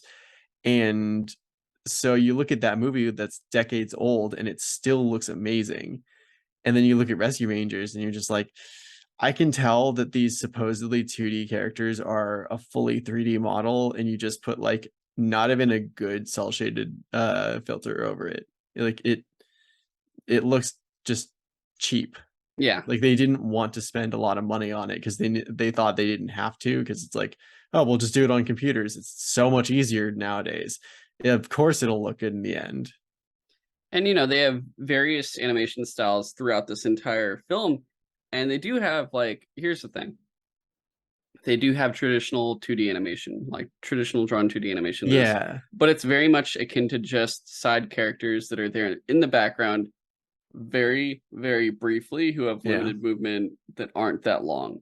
So it's not like the most difficult thing to do compared to all the traditionally drawn movies we have ever seen ever compared to those. We have other things like I don't, I'm not gonna count the fucking Muppets, but you have Muppets, you have all the Dude, other I did animations laugh like at the South Park animation. You the have one the Muppet that was like, "You a cop?" yeah, which uh, we can get to later. Like there's even South Park, like Randy Marsh is in there. So you have like that paper animation. You have My Little Pony animation. You have like the yeah. classic 80s Transformers and He-Man animations. All these different ones that are there. And I will say, at least in terms of throwing in all these varying things together, was something that was really cool that they did. Well, yeah, And I they did thought that straight was up have like interesting. He-Man and Skeletor like at a convention. Doing like a panel, yeah, or Uh, like a meet and greet, one of the two, yeah. There's nothing under the table, you numbskull, or You're not wearing whatever. any pants. Uh, Yeah. Yeah, that was great. Uh the other thing being that the main characters here, so Chip and Dale, and even like any other character that's animated that's shown for a certain amount of time, Gadget, Monterey Jack, the classic Rescue Ranger characters, those four, they look like absolute fucking shit. yeah, they look bad. They look fucking horrible. And so here's the thing. Before they do like Dale's CGI surgery to make Dude, him look that fucking bothered me CG. because Yeah, that was like not even that funny a joke, and they had to stick with it for the entire movie. entire movie. And so for the entire movie, the two main characters are literally in like two different animation styles entirely. And that was just like weirdly distracting for me. Yeah. And the other thing being like when you look at all of them when they're supposed to be quote unquote 2D, uh they're all still in 3D. They're all It's 3D with a really 2D obvious. 2D like fucking cell shading on it. And that's how they were able to make them look 2D.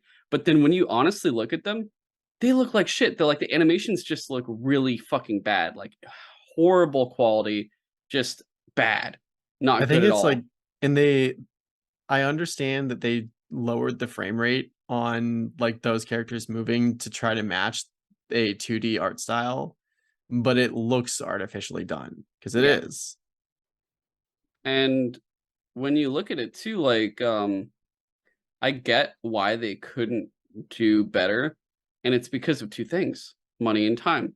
The Yeah. budget, they weren't given a proper budget to really utilize those, and they weren't given the time to traditionally draw. Like I said, there is traditional 2D animation in there, but it's with characters that don't matter, that are in the background very briefly. Whereas Yeah. the characters that are on screen the entire film, they can't pull it off, especially It because, would have taken significantly more time to and do that also, right. they're like, "Oh, and what happens if the character has a change in what they're doing? Then we have to scrap it and draw all that Mhm. from the beginning." And it's like, "Yeah, that's isn't that what you guys used to do when you made 2D animated movies that were, like, better in terms of quality than your current retinue? But okay, sure." Remember Mary Poppins?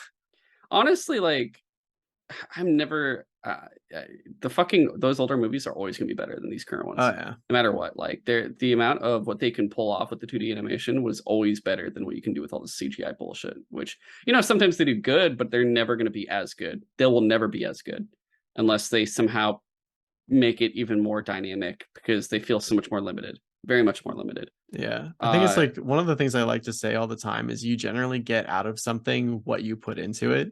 yeah, So if they went into it saying, we don't have to do it the old way because that takes more time and more money. We could do it on computers and it'll look 90% as good. And it just you end up seeing just the 10, like it could have been much better or whatever. Like it didn't it wasn't worth them saving all that money, I guess, if they yeah, wanted to make an actually good movie. yeah. So yeah, they look like shit. And it's very visible. Like, I'm not being like I had to look closely to see it. It was just like, oh, this looks like shit. It was just like instantaneously like, this is bad. No, And it's they like don't fit at all. And another then thing, like yeah, um uh Love, Death, and Robots. Like there are some animations in that where I'm like, it's so close to realistic that I'm like, is this even animated still? And it's like the whole thing is animated. mhm. This one, I was like, there was not a single moment where it's like, oh, is that 2D or is it 3D? Like it was very obvious the whole time. And then the whole thing, kind of still comparing to Who Framed Roger Rabbit. When you look at Who Framed Roger Rabbit, the live action to animated dynamic there works so well. Like they just, I don't know if it was maybe they did all the filming of the live action first, and then like they moved the animated around that and whatnot. I think But it for was that. this one, it felt so just like stiff, so unenergetic. Like you were saying to me about the cop, how Yeah. she didn't feel like she fit with the animated characters at all. Like it just didn't feel like she felt like a robot. And I was telling you, I was like, you know, she's there acting on her own, and there's no Bob Hoskins energy or what, like Yeah. honestly, energy of that whole set. Basically having you be like, yeah, just act like this, do that. This one is just like, good luck. It It's felt like just they gave her you. very little direction and they were just like, just say the lines. Yeah.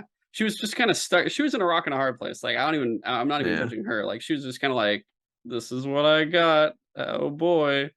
Uh, otherwise, that was, I guess, the dynamics of, having the nostalgia there of those different things, which I will say too, going back briefly to it, they had all this different cameos, all these different characters, and it's fun and all, but a lot of the times nowadays, you see a lot of that stuff, nostalgia and everything else, because it is a substitute for plot and story Hmm. to really just like have something concrete. And they're covering, it's like the cheap cement that covers the holes that are still like right there where the plot is. And you're just like, oh, cool, this is nice. But I could still, the damage wasn't fixed. You didn't fix the damage. You just kind of put something cheap in front of it to get me to be distracted. Yeah. Like I honestly keep forgetting that the plot of this movie involves like Peter Pan of all people, like essentially kidnapping people and using this weird machine to make the cartoons look like knockoff versions of themselves and then either selling them to like bootlegging studios across the seas or also maybe doing his own bootlegging studio in the back room. Like Yeah. they seem to say both. Which, going into it, for Disney to say that is the funniest shit, considering Yeah, that they're the most like strict on copyright. I They'll saw fucking that kill someone pointed you. that out on a YouTube review, and I was like, oh yeah, that is fucking Yeah, weird, right? it's a big. I mean, that's always been a thing, and it's also funny when they say overseas too, when you know they tailor to China a lot at the same time, and That China is even is the weirder. Yeah. primary. China is the lead bootleg market easily. Oh yeah. So that was also funny, just like the irony there, where I get what they're trying to do, and some of the titles were funny and stuff, and the animations Yeah. were funny, but it's just like when a corporation's trying to make fun of something, but it's the corporation that's fucked up doing this shit at the same time. It's You're like, literally Disney saying like copyright or stealing our shit is bad. Don't do it. yeah, in a comedic way. Yeah. So that was fucking weird. And also, guys, I want you to really think about this. Oh, it's so fucked up. Uh, James points out, if they're making this stuff in that backlot area, in like the warehouse or whatever, and they're not actually like doing this stuff overseas, why are there a bunch of the characters stuck in a cargo container? Yeah. And I'm When just like, wait a minute, why are there a bunch of characters in a cargo container? Why is this fucking? They're doing human yeah, like trafficking. were they selling them to people across the sea, or were they just keeping them there? Like what Either was way, it? it's just human trafficking, and it's just kind of like, Yeah. yeah, that's Disney. All right, that's yeah. Okay, Disney. Thanks for putting human trafficking in your movie. In a comedic fashion. I Oh, and Peter appreciate Pan it. just got turned into like an amalgamation monster of like 10 different With things. the Woody leg, you see like the fucking Woody Yeah, leg he for had like some a reason. Woody leg and like an Optimus Prime leg, and his head was a cat head. Like it's I don't know. weird. Yeah. Uh, yeah. So there's that whole aspect of like that weird shit with human trafficking I and think he the also literally copyright. had a Wreck-It Ralph arm too. He did, because he says I'm gonna wreck it at one point. Yeah, Yeah, God, so that was so also weird. fucking weird. Ugh. The other thing being like we said, we talked about from Roger Rabbit, that comparison, and how that felt more in line with everything else it was doing. And the messaging in that too, I felt like was a lot more clear compared to this. Like this is just fucking bullshit distractions. I felt like it was just showing consumerism in your face instead of a story, where from Roger Rabbit felt like an actual fucking story, and it had stakes, and it felt like you were actually like learning something that could be like fucked up or something, like there's a form of racism or something in there. Who knows? Like, I mean, we know actually, but there, like, you get that feeling in there when you're watching it. Whereas, like, when you're going through this, um, you have Peter Pan as the villain. And I could see this going one of two ways. One being a 90% chance, I think, of the way it was, the other being a 10% chance. And I guess there's like a third option that's like 5%, because fuck, I don't believe that they would ever be this fucking tone deaf or stupid about No, it. I think this just like happens to be a coincidence of I don't think, well, weirdly that's the close to thing. what happened to the actual actor. I don't think it was a coincidence that of what they chose exactly. So we have Peter Pan as the villain. He is he's like, oh yeah, I acted as Peter Pan in this movie, and then afterwards Yeah, I I was got a like huge acne, star for like a second. and then I got acne and all this stuff, and no one wanted to hire me, and it put me into this life of crime I have now, because that's what I had to do to Yeah, survive, I my only guess. option. Yeah. And in real life, the actor that voiced Peter Pan in the Disney animated film was named Bobby Driscoll, and he actually did go through all of that. He had acne Yeah. and all this stuff, and it did Well, and destroy once his he hit career. puberty, his voice changed, so Yeah, he couldn't play like super high pitched young actors anymore, because or before that, he young was, besides characters. Peter Pan, he was in live action movies, so he Uh, couldn't act fit, like he couldn't act visually. He couldn't do voices anymore, and he basically, it destroyed his career. And you basically said, hey, let's take that character of all characters yeah, in that the tragic entire story, fucking retinue and there, and just make him the villain. make him the villain with the comedic thing, and have him have no redemption, no like, hey, there's a better way, or something like, hey, I'm sorry you were forgotten, all this other shit. They're just like, nah, just fucking arrest him. He's like a piece of shit. Fucking time up Hannibal style and all this other shit. So that was incredibly tone deaf of them. That's actually them just like, that's basically if a few years they went like, hey, let's like make John Boyega the villain in another Disney movie, because like he's based off of a character who was committed with racism from Disney, and basically diminish his character because he was black to appease China. That's fine, right? Let's just do that and make him the villain later on. It's the same fucking thing, and then they're just like, haha, isn't that funny, guys? And it's just like, Isn't that so meta? Yeah. okay, it's like you That's still guys one are of the the ones biggest that caused the disappointments. problem, and then everyone's looking at the problem, and you go and walk to the people that are also still viewing the problem, and they're like, isn't that crazy, guys? What a hoot. And they're just like, no, this is pretty serious, dude. Like, Yeah. I don't know what you're That's talking about here. that's still one of the biggest disappointments of the like sequel trilogy was just like Finn, the idea of a turncoat stormtrooper who's like, this is too crazy for me, I'm out, and he like joins the resistance. Super interesting, and then they just do like nothing with him. Yeah, and they just shit on. You just get shit on pretty much. And John Boyega is like such a good actor too. He is. I've seen him in multiple things now, and it's proven that he's fucking great. And he was great in Star Wars, like in Force Awakens. He was fucking good. Oh Like yeah. I forgot he was British too. Watching that, And then in God, the Last Jedi, they were just like, but what if he was funny though? and what if he just Uh, sucked? What if he what didn't if learn he was anything a from the joke last movie? though? Yeah. So you get the whole thing of like all the fucked up shit there is with Peter Pan and that whole aspect that they chose to do with it.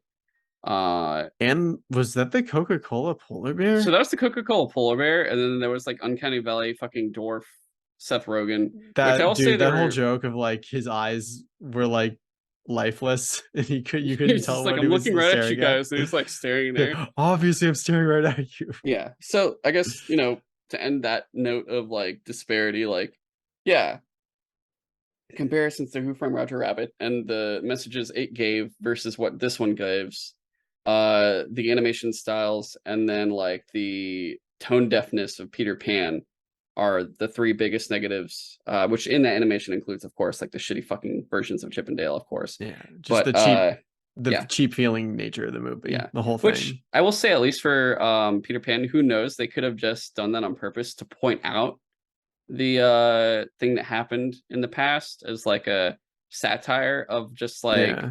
hey, this happened and you should know this history. But at the same time, if that was true, then they wouldn't have painted him as a full evil villain. Instead, they would have given him redemption to just point it out more, but Yeah. instead they didn't. So I want to say that wasn't actually satire. They were just some just fucking Peter shitting on Pan him. did have like one funny joke though, and like he was running through the convention and someone dressed as a Lost Boy No, that was the saw actual him. Lost Boy, and he's Oh, like, it was what actually one of them. happened? He's like, yeah, you got old. He's like, death's coming for us all, kid. that was pretty fucking funny. So I will say the two funny parts that made me fucking laugh. Like I was actually dying because it's one of those things where it's so ridiculous you'd be in the theater fucking just dying. One was the many versions of Seth Rogen, which I did enjoy. Yeah, And I I saw realized I that. just enjoy Seth That Rogen, was which so weird. I was like, oh my god, he has voiced so many characters. so he's like, he's the weird CGI dwarf that is from the early 2000s and it's horrible. And we see him with then Pumbaa, the live action Pumbaa, Mm-hmm. not the live action animated Pumbaa. It's so fucking, what a stupid movie that Lion King movie was. But there's this mantis from something that I honestly don't Yeah, fucking I know. don't recognize that one. And then there's Blob from Monsters vs. Aliens, and they're all basically standing over the dwarf, and they're just like, Yeah, they all do the same laugh, and I was just like, God, it's so fucking weird. it's so like fucking weird, but it was very satisfying. it's like Inception, but for how many layers of meta can we do? Yeah, I will say it did make me think, and I'm like, honestly, Blob is still my favorite animated version of Seth Rogen. If you guys haven't watched it yet, I will honestly highly suggest watching Monsters vs. Aliens. That is Is a it good actually movie. still good? Yeah, I'd say it's really good. It even has Stephen Colbert as the president, and he's like, "I'm going to communicate with the aliens," and he puts out a keyboard and starts like, "Tee tee Oh my tee god, that's tee tee hilarious. tee," and then he's like, "I think I reached them," and then they start shooting at him. It's so stupid. Yeah. So there's the Seth Rogen part, and then the other part that caught me so just fucking left field hit me. I was not ready for it. Was when they first start going through like the CGI early 2000s, like I guess like neighborhood. you see an alleyway. In that Oh alleyway shit, are yeah, the that two was super fucking funny. cats from like the movie Cats just fighting. Yeah. I was fucking dying. I couldn't believe they've done Uh, that. Oh my god, it was so fun. That was good. That was really, whoever came up I with was not that expecting that. That was was a fucking fucking hilarious. genius. That was so stupid. That was great. Uh, there was something else though that was really disturbing in this, Yeah. and I So think that's the this thing. This is, movie did yeah, have like funny moments for it had sure. moments, yeah, for sure. I have two other, like, one thing is just more of a nitpick, and it's something that, I mean, it's not the biggest thing for me, but I think it's a bigger thing for people that really liked her when they were in their childhood, and also people that might be furries that are thinking this is really fucked up. But we all know Gadget, and if you did watch the Rescue Rangers show, like I remember parts of it. I do want to go back and watch it again, along with like all the older Disney stuff, but. Uh, she pretty much was like in a, I don't want to say a love triangle with Chip and Dale. I feel like there was a thing more between her and Chip, if I remember correctly. But like she would always like do little romantic fun things with like Chip and Dale. And in the show, I'm pretty sure like it was the four of them and then the Fly. And the Fly was not really like a full team member with them, like a whole like I'm like a intelligent person. It was like the Fly was like, I'm kind of like the pet, I'm kind of like the dog, right?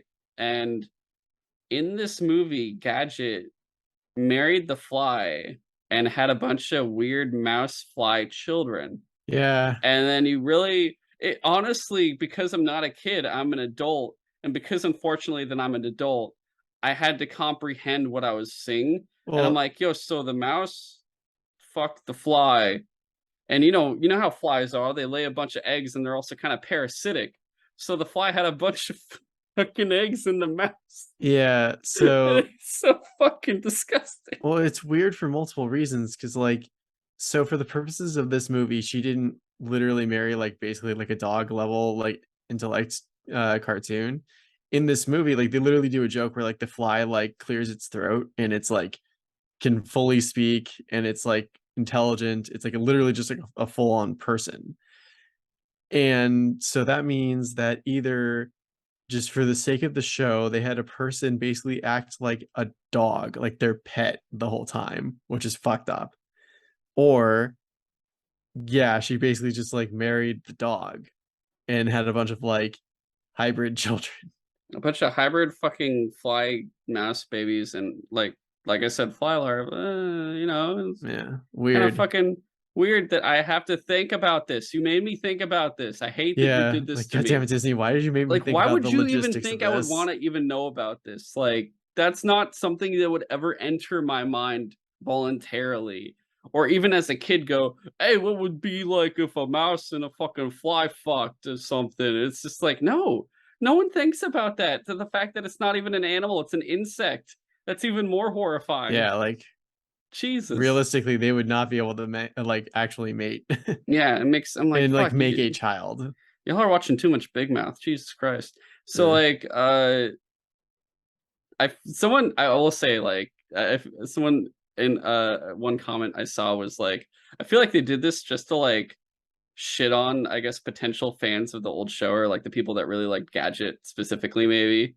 I don't know. I don't really know who anyone that was like a big Gadget fan, but then again, that was like years ago, so I don't know what that I'm fandom would look like sure a lot of nowadays. kids, she was probably their first crush. I think so. I mean, like with the voice and everything else, and the way they try to always make the animals look like cutish, I guess would make Yeah. sense. Honestly, thank God it was fucking Kimberly, the Pink Power Ranger for me. Thank fucking God. Holy shit, I was saved, guys, because she's human. Good times. Uh, so there was that, and then what was the other thing? Oh yeah, the biggest thing here, the voices, John Mulaney and Andy Samberg. And they acted That was who really, the other one was. they acted really hard because they sounded like John Mulaney and Andy Samberg. It was, I Yeah. think, okay, They do have an explanation for why they don't sound like Chip and Dale. yeah, And it's just like that they try apparently they just did those voices for the for the show. show.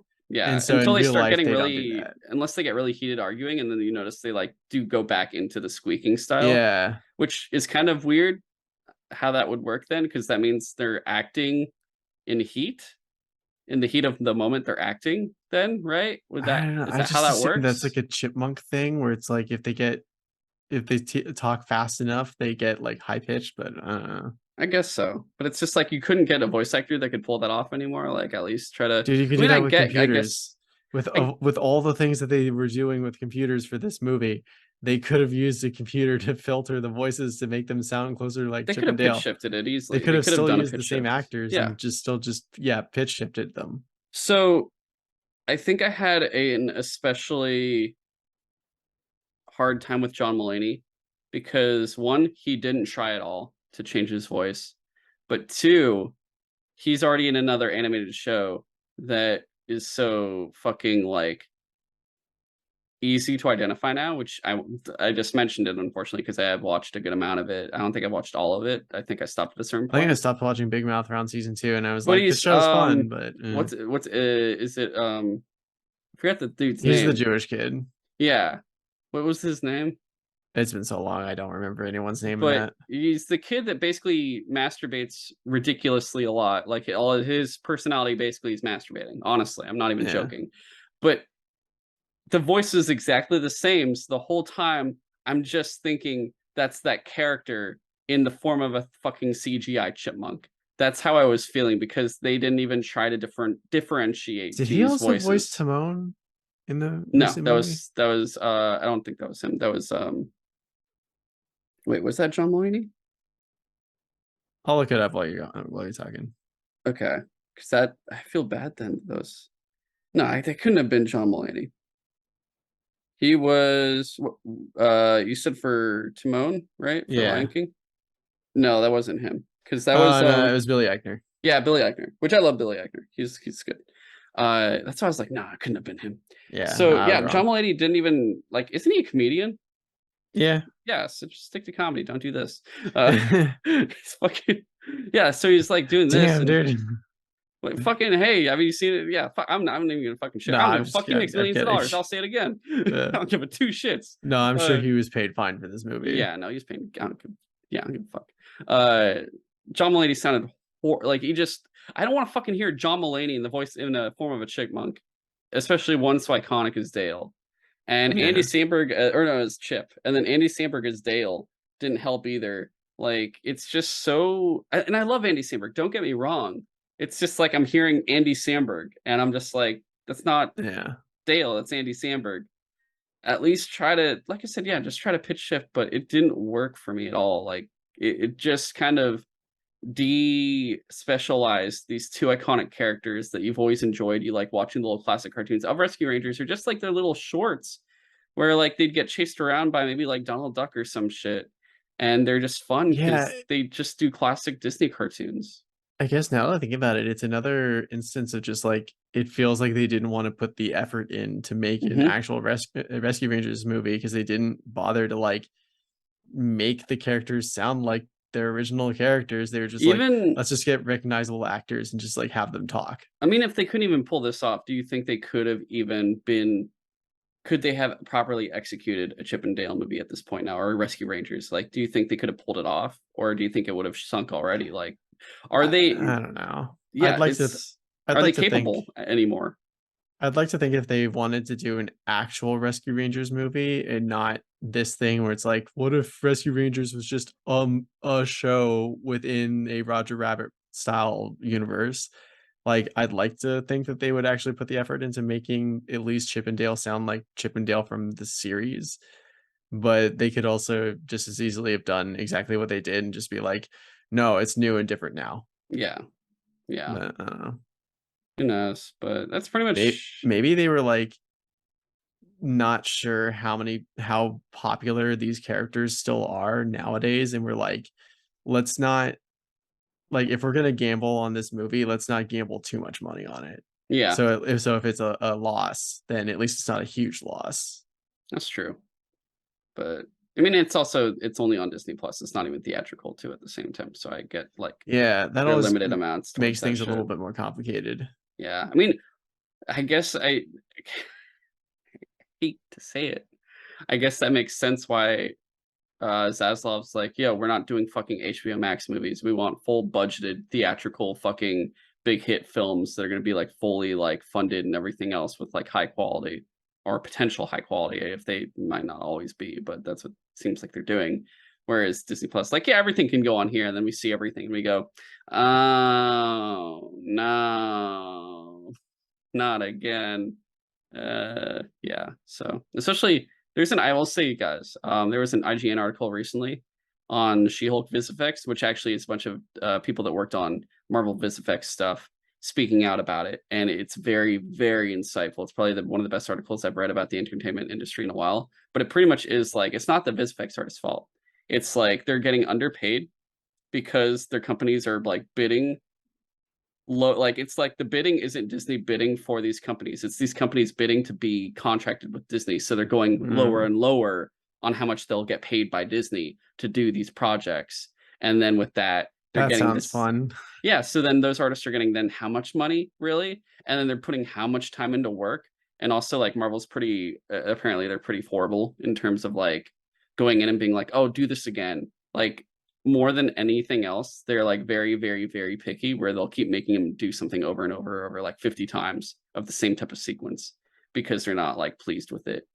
But that's it. Like I said, just read this article. It's very interesting. In terms of like Chippendale and all this stuff, I don't blame the people that worked on it. In terms of like the average everyday artist that's doing this, they're doing the best they can. But the whole thing is, like we talked about, limited budgets, limited time, and how many different projects that are going on. They have to try very hard to do all this shit, and they're probably wrecking themselves, working who knows how long to get this shit done, and getting very little in return for it. So yeah, I feel sorry. I mean, it's not gonna stop me from like creating how fucking horrible some of this shit is, but it's just I feel bad for them though at the same time, and I hope things will get better for them, and that, if things get better, better quality can be put out because the companies will put more into these projects for this kind of thing. But I think we reached our time limit again, Yeah. and that is it for today, guys. But yeah, that's been Sutro Side Talk. Ooh, no proud family. Sorry, I was gonna try to talk proud family. All right. Yeah. But yeah, this has been our show. If you want to contact us, you can email us at sutrosidetalk@gmail.com. Send us comments, feedback, or questions you want us to read on the show. We can answer it.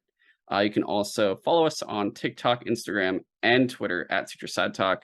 You can follow James on Twitter at InvaderJim124. You can follow me on Twitter at GoGoComzilla. You can subscribe on whatever platform you're listening on. If it's Apple Podcasts, please give us a 5-star review.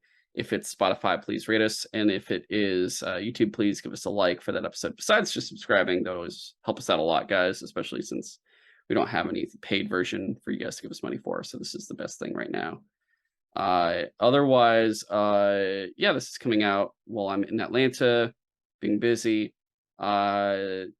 Sidewatch wise, we have 2 episodes coming out, or 1 episode already out. Sugarland Express, Spielberg's first theatrical film, and then this week after this episode will be Amblin. So it's an episode on one of Spielberg's short films, and if you notice, the title Amblin, that is actually what his studio is called.